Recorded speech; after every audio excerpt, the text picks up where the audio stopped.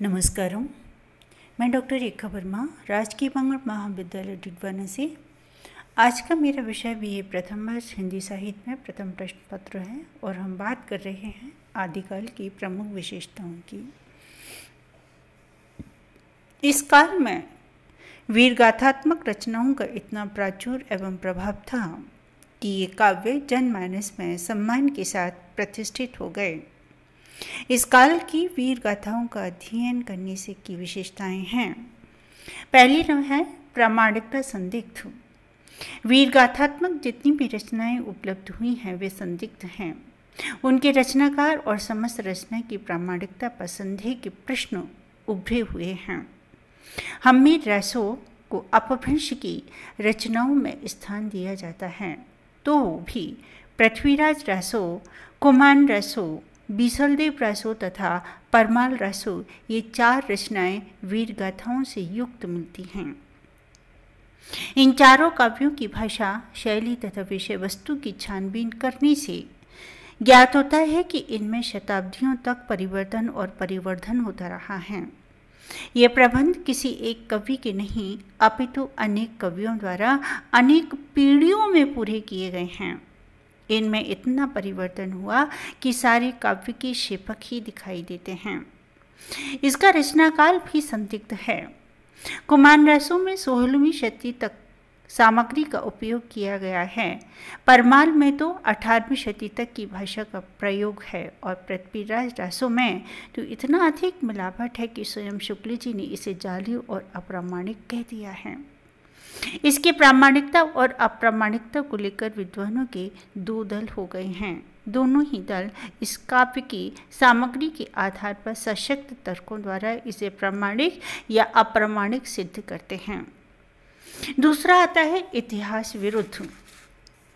इन काव्यों में जिन ऐतिहासिक घटनाओं और महापुरुषों का चित्रण किया गया है उनका वर्णन इतिहास ग्रंथों से मेल नहीं खाता है। इन काव्यों में जो सन, संवत या तिथियां दी गई हैं वे भी इतिहासों से उपलब्ध तिथियों से भिन्न हैं। इतिहास के नामों का मनमाना प्रयोग करके इन काव्यों की सच्चाई और ऐतिहासिकता पर अनेक प्रश्न खड़े कर दिए गए हैं। ऐतिहासिक विषयों को कथ्य बनाते हुए जिस सावधानी और ऐतिहासिक दृष्टि की अपेक्षा होती है वह इन कवियों को प्राप्त नहीं थी। समस्त कथानक और विवरण अतिशयोक्ति शैली में हैं। लोक स्वीकृत विश्वासों पर भी इन कवियों ने आघात किया है। अपनी आश्रयदाताओं की प्रशंसा इतनी अधिक की है कि वे अविश्वसनीय अथवा अलौकिक दिखाई देते हैं। कई स्थानों पर तो ये लौकिक आश्रयदाता राम, कृष्ण, अर्जुन, भीम से भी अधिक वीर और गुणवान रूप में प्रस्तुत किए गए हैं। इतिहास को इन कवियों ने नगण्य समझा। इतना ही नहीं, ऐतिहासिक कालक्रम तक को छिन्न भिन्न कर दिया। उदाहरण के लिए पृथ्वीराज द्वारा उन राजाओं को जीतने का वर्णन करना जो उससे पूर्व हो चुके थे अथवा जो उसके बाद में हुए हास्यास्पद लगता है। आदर्शवादिता के चक्कर में पड़े तथा इतिहास ज्ञान से शून्य कवियों ने इन कवियों की ऐतिहासिकता को छिन्न भिन्न कर दिया। तीसरा नंबर है वीर और श्रृंगार का उत्कर्ष। इन सभी वीर गाथाओं में वीर रस के साथ साथ श्रृंगार रस का भी पूर्ण उद्रेक हुआ है। वीर रस तो इन कवियों का मुख्य लक्ष्य ही था, किंतु श्रृंगार के साहचर्य में उसका भी ओज पूर्ण हो गया है। वातावरण भी वीर रस के अनुकूल ही था। चारों ओर युद्धों की विभीषिका थी। सर्वत्र युद्धोत्साह में सजे वीरों की स्तुतियां करने में कविगण व्यस्त थे। राज्य प्राप्ति और विस्तार के लिए भी युद्ध किए गए, किंतु नारी के कारण भी इस काल के राजाओं ने बहुत से युद्ध किए। नारी की पायल के साथ वीरों की तलवारें भी झनकार करती रहीं। नारी की सौंदर्य का चित्रण, नक्शिक और विलास व वासना के अनेक चित्र इन कवियों की मांसल दृष्टि से प्रस्तुत किए हैं। आगे की विशेषता है इस काल की युद्धों का उत्साहवर्धक चित्रण। इन वीर गाथात्मक रचनाओं में युद्धों का अत्यंत सजीव और फड़काने वाला चित्रण किया गया है। युद्ध कौशल और युद्ध के दृश्यों के चित्रण में भी ये काव्य इतने संपूर्ण हैं कि इस क्षेत्र में इनकी बराबरी करने वाले अन्य काव्य दिखाई ही नहीं देते। युद्धों की विभीषिका, शस्त्र झनकार, वीरों का उत्साह, गति, ओज, रक्तपात तथा कौशल का ऐसा विमुग्राही चित्रण अन्यत्र दुर्लभ है। इसका कारण यह है कि इन काव्यों के रचयिता प्राय चारण कवि थे। ये चारण कवि केवल कलम के सिपाही ही नहीं थे, अपितु तलवार के भी धनी थे। वे अपने आश्रयदाता राजाओं की प्रशंसा करने में सिद्धहस्त थे, तो वीर काव्य के द्वारा उन्हें युद्ध धर्म के निर्वाह की प्रेरणा भी देते थे और स्वयं भी तलवार हाथ में लेकर युद्ध क्षेत्र में वीरता का प्रदर्शन करते थे। इस प्रकार उनकी वीर भावनाएं अनुभूत सत्य बनकर काव्यों में उतरी हैं, जिससे भी और अधिक वास्तविक, विश्वसनीय और प्रभावकारी हो गई हैं। आचार्य हजारी प्रसाद द्विवेदी लिखते हैं, लड़ने वालों की संख्या कम थी क्योंकि लड़ाई भी जाति विशेष का पेशा मान ली गई थी। देश रक्षा या धर्म के लिए समूची जनता के सन्नद्ध हो जाने का विचार ही नहीं उठता था। लोग क्रमशः जातियों, उपजातियों, संप्रदायों और उप संप्रदायों में विभक्त होते जा रहे थे। लड़ने वाली जाति के लिए सचमुच चैन से रहना असंभव हो गया था, क्योंकि उत्तर, पूर्व, दक्षिण, पश्चिम सब ओर से आक्रमण की संभावना थी। निरंतर प्रोत्साहित करने को भी एक वर्ग आवश्यक हो गया था। चारण इसी श्रेणी के लोग हैं। अगली प्रवृत्ति है संकुचित राष्ट्रीयता की। वीर गाथाओं के रचयिता चारण कवि थे। इन्होंने अपने आश्रयदाताओं की अतिरंजनापूर्ण प्रशंसा की है। अपनी आश्रयदाता की प्रशंसा में इन्होंने उचित अनुचित का विचार भी नहीं किया। छोटे छोटे राजाओं, सामंतों और अनधिकारी व्यक्तियों को भी इन्होंने सूर्य के समान प्रतापी चित्रित किया है। इतिहास में जिस जयचंद्र को देशद्रोही कहा जाता है, मधुकर कवि तथा भट्ट केदार जैसे कवियों ने उसकी प्रशंसा में जमीन आसमान एक कर दिया है। उस समय राष्ट्र शब्द अत्यंत सीमित और संकुचित अर्थ में प्रयुक्त होता था। 10-5 गांवों का समूह ही इनके लिए राष्ट्र और आश्रयदाता ही राष्ट्र पुरुष था। दिल्ली, अजमेर, कन्नौज, कालिंजर भिन्न भिन्न राष्ट्र थे और ये कवि इन राजाओं को एक दूसरे से युद्ध करने के लिए भड़काते थे। ये देश का दुर्भाग्य ही था कि राष्ट्र को इतने संकुचित अर्थों में ग्रहण किया गया। यही कारण था कि जब कोई विदेशी आक्रांता एक राजा पर आक्रमण करता था तो दूसरा ये जानकर शांत बैठा रहता था कि मेरा राष्ट्र तो सुरक्षित है। अगली प्रवृत्ति है जनता से अलग थलग की।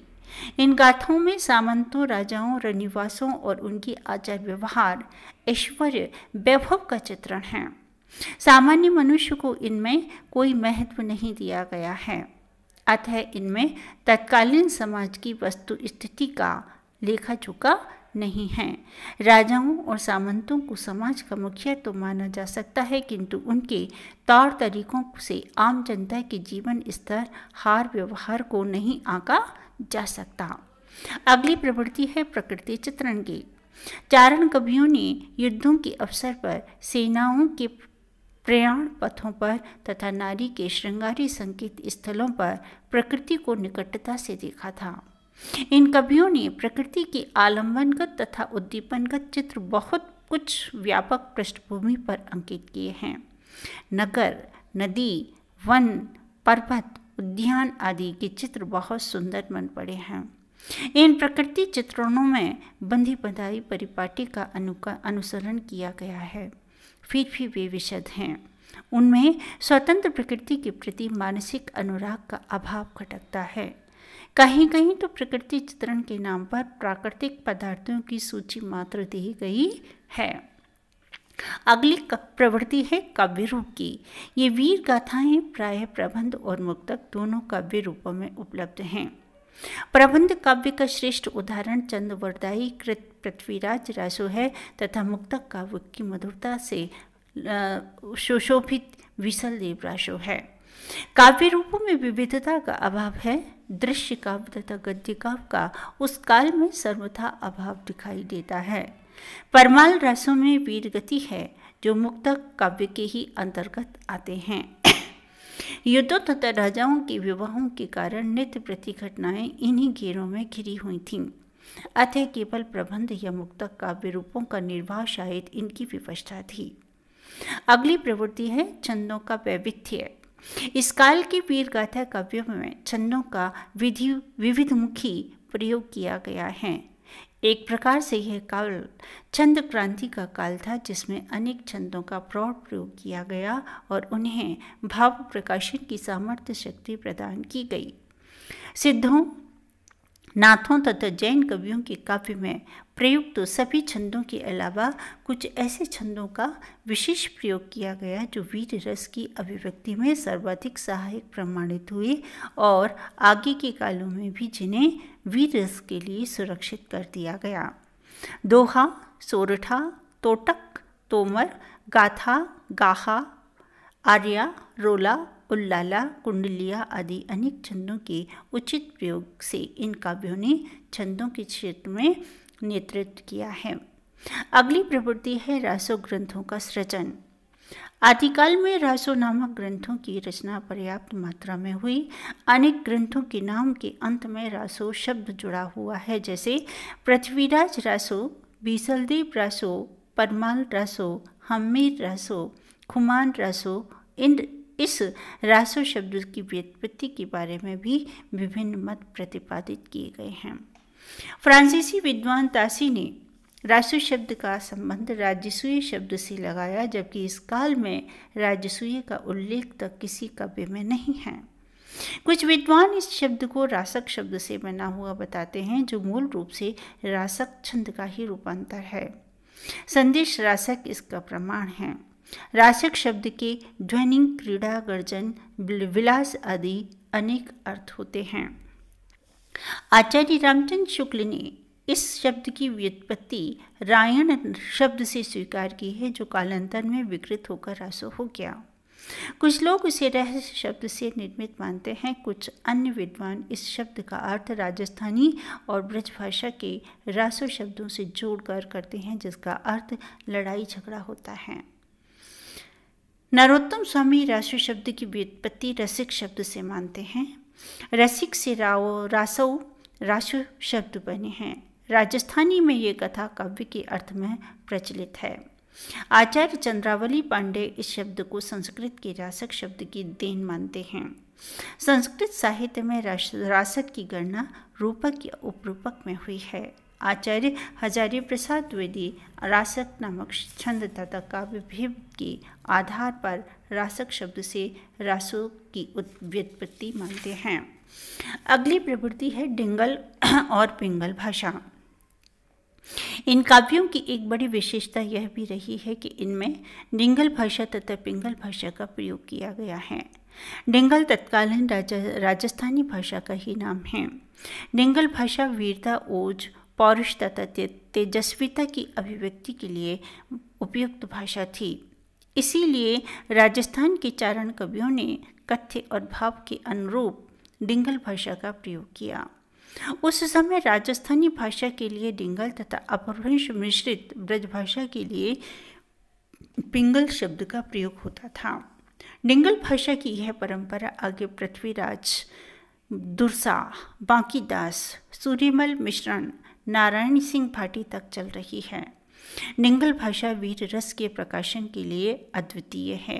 अतिरंजनापूर्ण शब्द चयन तथा अलंकार योजना के कारण इस भाषा के बोध से साहित्य इतिहास दबसा गया है।